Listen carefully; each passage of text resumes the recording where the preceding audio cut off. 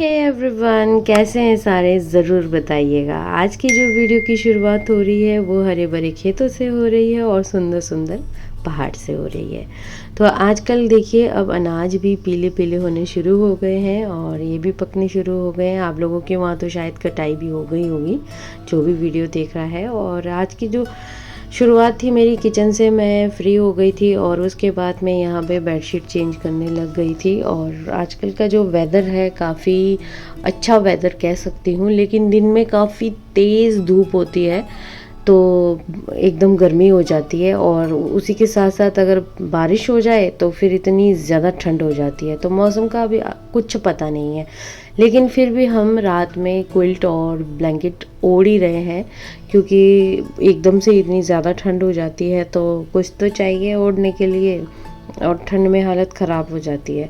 तो उसके बाद मैंने इन सब को धूप में निकाल दिया था, और धूप लगाना भी बहुत ज़्यादा ज़रूरी है। जो भी हमारे जर्म्स वगैरह होते हैं वो सारे ख़त्म हो जाते हैं, इसलिए धूप बहुत ही अच्छा है। और आज मैं कुछ स्पेशल भी बनाने वाली हूँ, क्योंकि मैंने वो बहुत ही ज़्यादा वायरल वीडियो देखी थी, तो मैंने सोचा चलो आज मैं भी ट्राई करके देखती हूँ कि अगर वो बन जाए तो बहुत ही अच्छी बात है, नहीं बने तो भी कोई बात नहीं, लेकिन मैं ट्राई ज़रूर करूँगी। और उसके बाद मैं मम्मी पापा के रूम में आ गई थी बेडशीट चेंज करने। मतलब आज मेनली मेरा यही काम है कि बेडशीट्स वगैरह चेंज करना।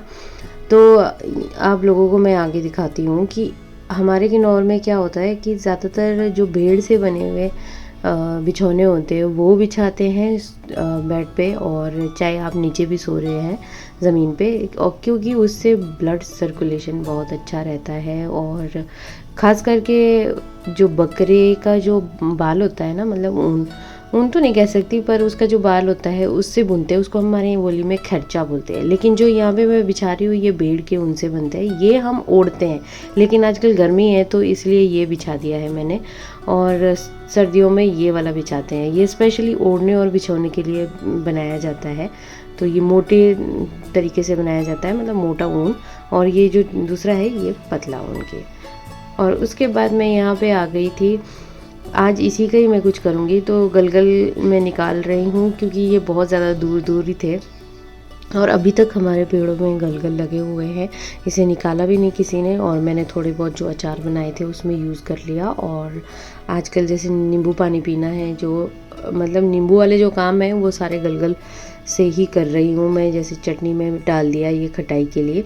हालांकि देखिए साइड बाय साइड इसमें फूल भी खिल गए हैं, लेकिन इस बार इतने फूल नहीं हैं। मुझे ऐसा लगता है कि शायद ये दूसरे फ्रूट्स अभी तक गिरे नहीं हैं नीचे, तो इस वजह से शायद इसमें फूल कम लग गए हैं, ये मेरा अंदाज़ा है।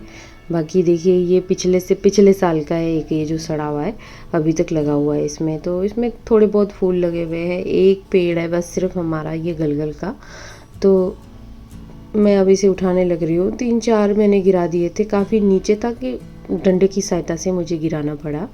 तो अभी इसे लेके चलते हैं कुछ स्पेशल बनाने के लिए। और यहाँ पे देखिए कितने सुंदर लगते हैं, बहुत बड़े बड़े होते हैं।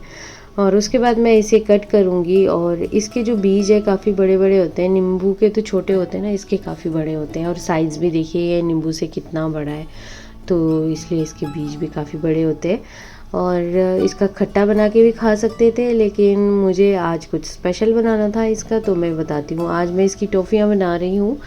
वो आप लोगों ने कभी भी खाई होगी, ऑरेंज वाली टॉफ़ियाँ जो ऑरेंज शेप में ही होती है। तो वैसे ही मैंने कुछ सोचा था कि चलो इसका भी ट्राई करके देखते हैं बनती कि नहीं बनती है, पर कोशिश ज़रूर करूँगी मैं।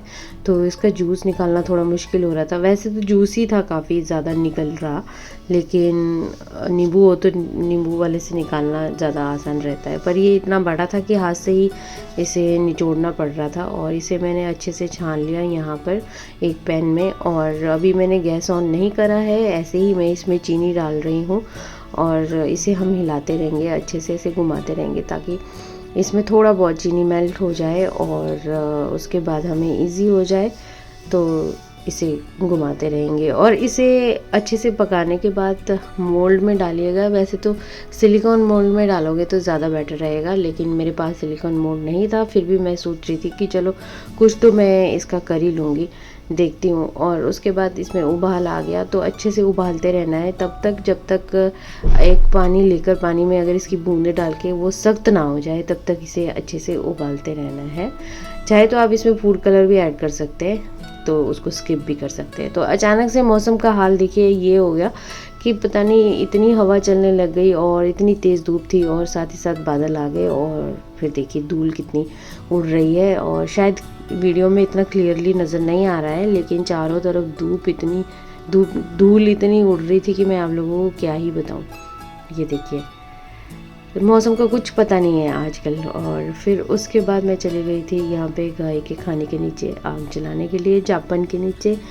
तो उसके बाद कालू आ गया था। तो ये जो डॉग है, जो नए व्यूवर्स हैं उनको पता नहीं है, तो ये डॉग हमारे जो नेपाली भाइयाँ हैं, हमारे जो लेबर है उनका डॉग है। तो बीच बीच में आ जाता है यहाँ पर, तो इसको मैं खाना दे देती हूँ, तो बहुत ही खुश होकर खा लेता है खाना।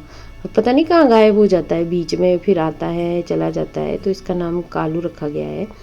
और उसके बाद हमारी जो मैंने आप लोगों को लास्ट वीडियो में बताया था बिल्लियाँ, जो काफ़ी बड़ी हो गई है, देखिए ये कैसे भाग रही है। वैसे इतनी डरती तो नहीं है मुझसे, पर फिर भी भाग रही है। तो आज फरमाइश थी कि चाउमीन खाना है, तो मैं चाउमीन भी बनाने लग गई थी, थोड़े थोड़े वेजीज लेकर, क्योंकि चाउमीन में पतले पतले जूलियंस में कट करके ही अच्छा लगता है खाना।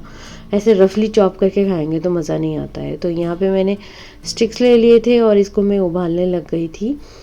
और चाउमीन बनाना आसान तो है, लेकिन ये डिसाइड करना मुश्किल है कि आप कौन सा वाला स्टिक्स यूज़ करेंगे इसमें, नहीं तो फिर सारा ख़राब हो जाता है। और उसके बाद यहाँ पे देखिए कि मैंने आप लोगों को बताया था ना कि अब अनाज पकने लग रहे हैं, तो मैंने वो भी शूट करके रख दिया था आप लोगों को दिखाने के लिए। तो अनाज देखिए बिल्कुल तैयार हो रहे हैं। अब थोड़ी बहुत कसर रह गई है, 2 हफ्तों में तो ये बिल्कुल तैयार हो जाएंगे। इसकी कटाई के बाद फिर यहाँ पे राजमा वगैरह जो भी बीजना होगा, मक्की वगैरह, वो सारी चीज़ें बीजेंगे। और देखिए यहाँ पे हमारी गोली बन के तैयार है गलगल की। बहुत ज़्यादा टेस्टी है, पर मेरे पास सिलिकॉन वाला मोल्ड नहीं था। अगर वो होता तो इजीली बन जाना था। अगर आप लोगों ने बनाना है तो सिलिकॉन वाला मोल्ड बनाना, और जब आप इसे पका रहे हो तब तक पकाना है। जब हम उससे हमने थोड़ा सा रस निकाल कर अगर ठंडे पानी में डालेंगे तो वो सख्त होना चाहिए। अगर वो सख्त नहीं होगा ना तो ये अच्छे से बनेगा नहीं। और उसका जो टेस्ट आ रहा है ना, सेम इमली की तरह आ रहा है। इमली की टॉफ़ी होती है ना जैसे, वैसे बहुत ज़्यादा टेस्टी है। आप लोग घर पे ट्राई करना और मुझे बताना कैसा बना है। तो मिलती हूँ नए व्लॉग में नए टॉपिक के साथ। तब तक के लिए बाय बाय, टेक केयर।